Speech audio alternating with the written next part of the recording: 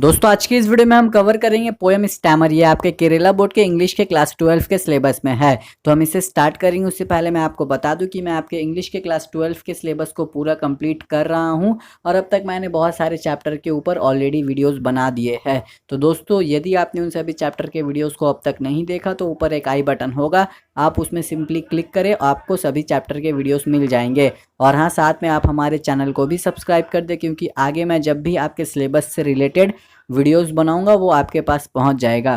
तो चलिए अब पोएम को स्टार्ट करते हैं। तो सबसे पहले मैं आपको बता दूं कि स्टैमर किसे कहते हैं। तो स्टैमर का मतलब होता है रुक रुक कर बोलना। आप जिसे कहते हो सिंपल लैंग्वेज में कि हकला कर बोलना। आपने देखा होगा आपके सोसाइटी में बहुत सारे ऐसे लोग होंगे जो हकला कर या रुक रुक कर कहते हैं, तो उन्हीं के बारे में ये पोएम लिखा गया है। Stammer is no handicap, it is a mode of speech. तो यहाँ पर कहा गया है कि स्टैमर यानी कि रुक रुक कर बोलना कोई हैंडीकैप नहीं है। मतलब कि ऐसा नहीं है उसके अंदर कोई डिसेबिलिटी है अगर कोई रुक कर बोलता है। It is a mode of speech. Stammer लोग जो है यानी कि वो जैसे बोलते हैं ना, वो सिर्फ बोलने का एक तरीका है, यानी कि mode of speech.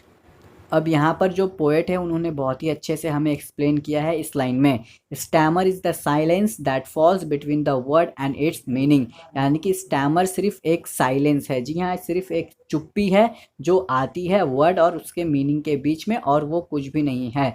Just a lameness is the silence that falls between the word and the deed. यानी कि जो वर्ड है और जो काम है उसके बीच में सिर्फ एक रुकावट आती है, उसे ही स्टैमर कहते हैं, ये और कुछ नहीं है। डिड स्टैमर प्रीसीड लैंग्वेज और सक्सीड इट।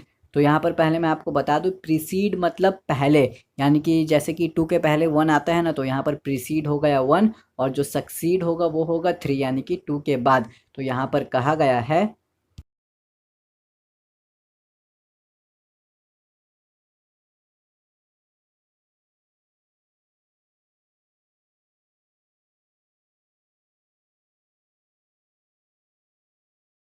कोई एक लैंग्वेज जो एक स्पेसिफिक एरिया में कहा जाता हो। जैसे कि हमारा डायलेक्ट लैंग्वेज क्या हो गया, हमारे इंडिया का डायलेक्ट लैंग्वेज है हिंदी। तो यहाँ पर कहा गया है कि ये जो स्टैमर है ना, ये खुद में ही एक लैंग्वेज है या ये किसी एक स्पेसिफिक जगह पर कहा जाता है। मैं आपको बताता चलूँ, ये सभी सवाल है जो यहाँ पर पूछा गया है।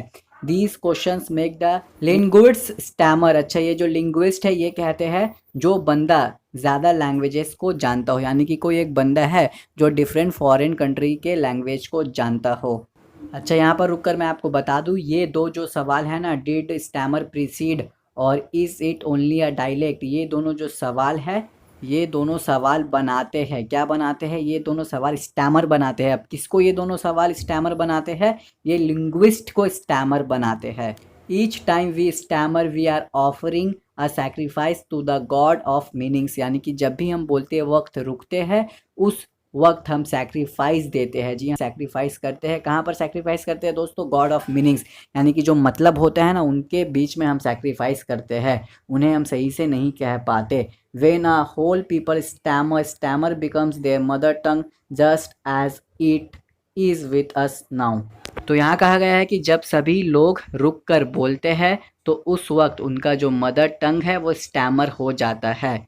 अब यहाँ पर गॉड के बारे में कहा गया है, God too must have stammered when he created man. तो यहाँ पर कहा गया है कि गॉड यानी कि आप कह सकते हो अल्लाह ने जब लोगों को बनाया तो उस वक्त वो भी स्टैमर्ड हुए होंगे।